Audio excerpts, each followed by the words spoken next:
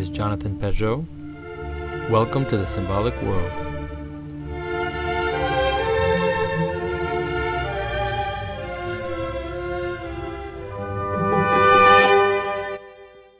One of the things that gets people riled up when discussing the Bible is purity laws. It seems you can't listen to someone criticizing religion for 2 minutes before they start saying how stupid it is that you can't weave linen and wool together. Then they'll go on to say that the laws in the Bible, which are about washing and about latrines, in not having latrines in camp, are just misunderstood and primitive hygiene. But honestly, myself, I find those laws to be some of the most interesting and the most important in terms of understanding how the world works and how we interact with what is around us. And so I'm going to explain them as much as possible. When we look at the creation story in the Bible, we notice that the world is mostly made by 2 processes: calling forth into being, let there be, and then separating beings into clear opposites: heaven and earth, light and dark, water and dry land. And then the plants, they're separated into species, which are meant to reproduce themselves according to their seed.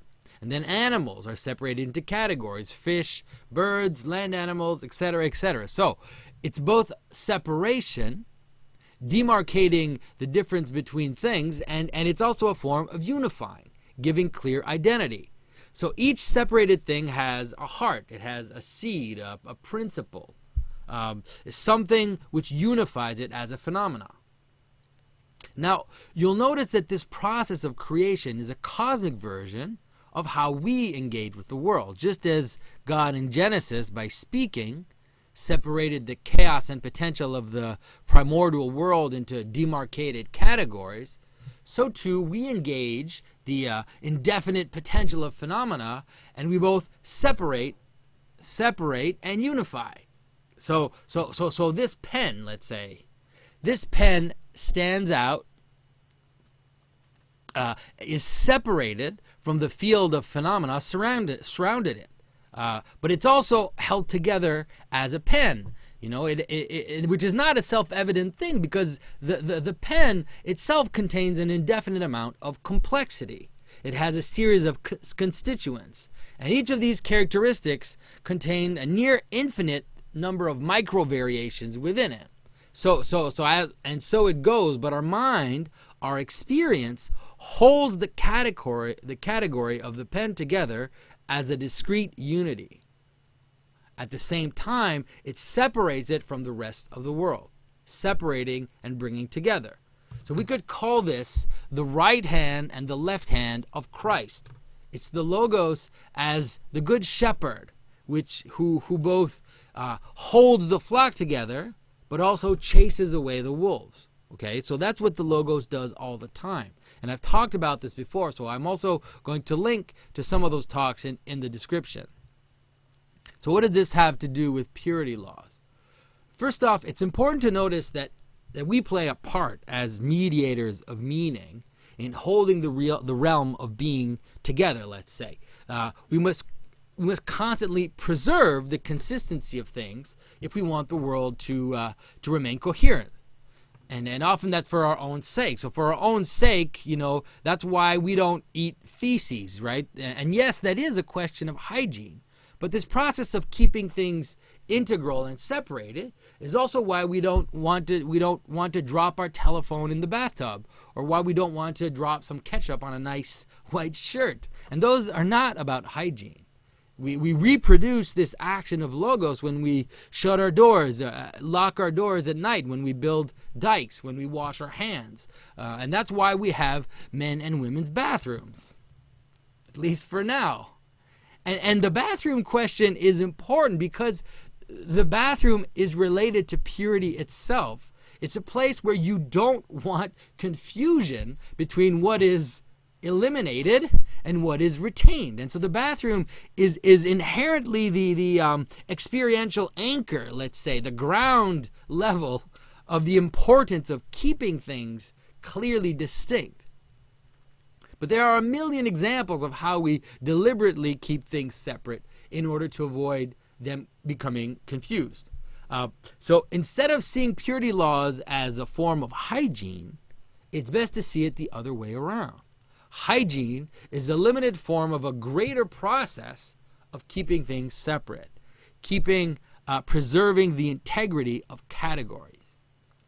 Unduly mixture can contaminate things to a point that all you have is a gray sludge, a kind of mud that's useless for anything. So for example, if you mix iron with a bit of carbon, you get steel, which is stronger than iron. But if you mix it with too much carbon, then you get something called pig iron, and then it is useless. And we also do this conceptually. We have conceptual categories like mine and yours, like inside and outside. Emotional ones like joy and anger. And all of those categories have to preserve a certain level of purity in order for me to operate. So if the distinction between mine and yours, for example, gets confused, then war will come of it. And of course, there is never absolute purity. And that's really important because the desire for absolute purity is called pride. And in the Bible and in the Christian worldview, it is the root of all sin. And we'll see that in the biblical laws as well, how that plays out, but we'll get to that later. To begin, it's sufficient to say that there is a need for a certain level of purity, or else at some point comes the flood of chaos. So I'm going to look at a few purity laws, not the obvious ones like washing rules, but let's look at the weirder ones. So there are actually four laws in Deuteronomy 22, verse 9 to 12, which I like quite a bit. Verse 9, thou shalt not sow thy vineyard with two kinds of seed, lest the fullness of the seed which thou hast sown be forfeited together with the increase of the vineyard. Thou shalt not plow with an ox and an ass together. Thou shalt not wear a mingled stuff, wool and linen together. Thou shalt make thee twisted cords upon the four corners of thy covering, wherewith thou coverest thyself. So, these four verses are actually a beautiful pattern. So the first verse, the first law, is about not mixing two kinds of plants.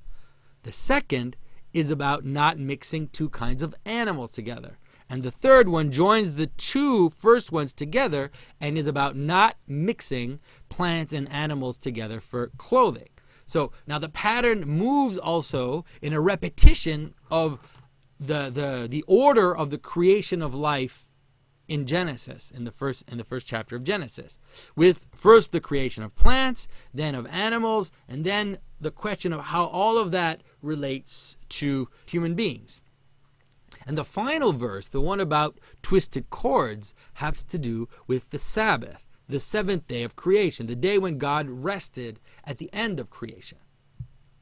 So just like the last day was a day of rest, a day when one should not work, the final fringe of the garment has to be not worked. That is, not woven or tied and left alone, simply twisted together, to act like a buffer of chaos at the end of a garment.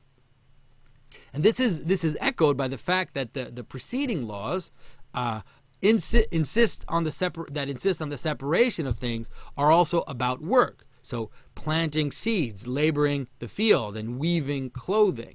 Whereas the fringe is an ornament, right? It's a decoration. It's not a form of it's not a productive object. And that's for the meaning of the fringe. There's similar traditions in all kinds of cultures about leaving the fringe of, let's say, rugs alone and other similar things. And it has to do with this idea of rest, with death, and with the idea of how to deal with things, the final things that don't fit.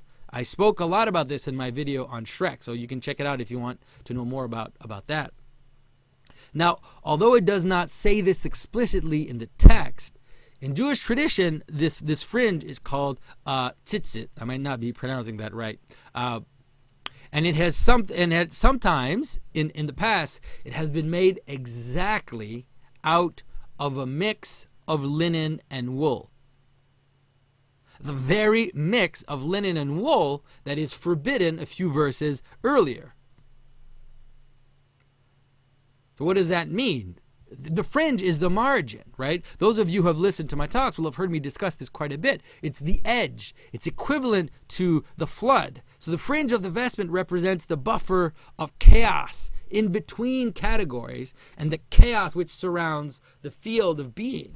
I mean, some might find this odd and maybe a stretch of interpretation. But when one is aware of the basic structure of laws in the Bible, one knows this to be the case because it is a pattern which repeats itself.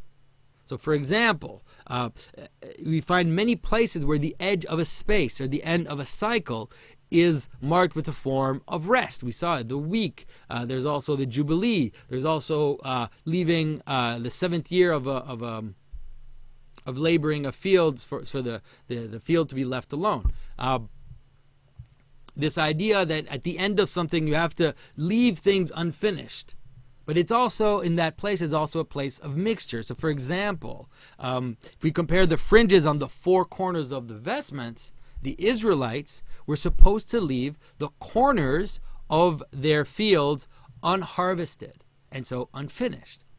And this leaving unfinished was specifically so that the marginal people and the foreigners or the strangers among you could gather the grain for their own use. So for more on this, you can read the story of Ruth in the Bible, where these images, the images of the remainders, of the foreigner, feet, all of these images of periphery are brought together. So coming back to the purity laws mentioned, one would ask why they do that. I mean, why would they not mix wool and linen and then have wool and linen in their fringe? And the reason, like most of you will have guessed by now, is that these purity laws are not just a bunch of stuff you need to do, but they are a pattern of being. They're trying to show you the need for keeping things separate in general, and do it by reproducing their order in a kind of cosmic image, a microcosm. They do that by using the same pattern as in the creation story. So to attend to these laws is a way of stamping in us as an image of the world, and ensure that the world does not fall apart. You have to keep things relatively separate. Identities, boundaries, categories clearly demarked. And then you must also leave a margin where mixture and chaos is left alone. One of the Jewish interpretations of why you should not mix linen and wool together has to do with Cain and Abel, who both brought their sacrifice to God. One brought an animal sacrifice, and the other brought a vegetable sacrifice. And the result is that the mixture or confusion ended up with the murder of Abel. You can take that further and see how the life of agriculturalists and that of a nomad or a shepherd, those are two exclusive forms of societies which should be preserved in their particular identity. So already as I'm stretching this out, one can see that these laws are meant to keep the world ordered. And you might think that I'm pushing it, but think about how we deal with rules. Let's say how we deal with rules with children. We don't just tell kids that they have to be orderly. That doesn't accomplish anything. What we do, for example, is we tell a child to make their bed in the morning, make their bed every morning, or we tell a child to wash their hands. And when we do that, we're not just demanding a result in the present, but we're expecting that the habit of making one's bed every morning will create a mode of being which will follow the child into life and ensure that this child keeps his life in order when they become an adult. And so living such a patterned existence, the one described in these laws, might lead to a world where people would not be tempted to grow human organs in sheep, or to grow ears on rats, or to create glow-in-the-dark animals. A world where we would avoid creating sterile hybrid fruits and vegetables. or avoid something like CRISPR, which proposes an endless possibility of monsters. Right? It wouldn't give people the desire to bring back the woolly mammoth, for example. It would be a world where mixing intelligence and consciousness with machines would immediately seem suspect. Now, you might say that I'm pushing it. I'm exaggerating the extent of what these laws can have, that the ancients did not think in such terms, but I don't think so. For example, in the ancient flood tradition surrounding Noah's Ark, we have this notion that the giants which appeared at the end of that world were a mixture of the sons of God and the daughters of men. These giants were said to have taught humans all kind of technology and magic. And one of the traditions is that these giants made many chimera, that is, monsters which were mixtures of different animals. And this is one of the reasons for the flood. You see, the flood is that very falling apart of the dikes which hold things sufficiently separate from each other so that the world can continue to exist. I mean, one vision of the flood could be found in no longer holding things clearly distinct from each other. Man from animal, male from female, child from adult. And the ancients knew this very well. So why don't we follow these rules anymore? The rules about linen and wool. Especially Christians don't follow those rules. Now, Christians still have purity rules, at least traditional Christians. Baptism, of course, being the prime one, but also the liturgy. In the liturgy, the priest will wash his hands ritually. We have the washing of feet once a year, but we don't have rules about mixing. I mean, nor do we have rules about, kosher foods and other rules like that. So how to make sense of that? So I want to come back to the notion of wool and linen, because it's one of the most complete examples of all this, and it will help us to understand why Christians don't follow these rules. Besides the fringe, there's another place in the Bible where joining linen and wool is not only permitted, but is actually mandated. The priests in the tabernacle. The tabernacle is the place where the priest would offer sacrifice and where the Ark of the Covenant was. So the priest wore a linen undergarment with a wool tunic. The way the priest wears his vestment possibly reproduces what is forbidden in the laws, but it also reproduces the tabernacle itself. In the tabernacle, a linen veil was used to separate the different places in the tabernacle, so the Holy of Holies from the holy place, and then the holy place from the outer court. But then the tent itself, the outer covering of the tent, was made out of animal skins, different types of animal skins. There was first a wool skin, then there was first a wool covering, and then a skin of ram's hair which was dyed red. And so you can see that it gets coarser and coarser as you get out. And then finally, there was the skin of an animal, which we don't know what it is. And until now, scholars, Jewish scholars, Christian scholars discuss to try to find out what this unknown animal is. And so it fits perfectly with this idea of the fringe as being this question mark, as being this thing that doesn't fit, that isn't sure, that is indeterminate, let's say. So in the temple, we see the law in action. So not only are the plant and the animal separated, but they are used as separators. They are used to mark different spaces and to contain different spaces. Christianity, in one of its important facets, is a constant discussion on how things can be both united and separate at the same time. For example, it is very important that Christ and the incarnation of God is not a mix between God and man. I mean, there were a century more than we could say, at least a whole century of argument about how to formulate this, to formulate the fact that Christ is not a hybrid, not a mix between God and man, but the church fathers really insist that Christ is both fully God and fully man, united without mixture. In the same way, God is a trinity, both unity and multiplicity, fully found in God without confusion, without the confusion of persons.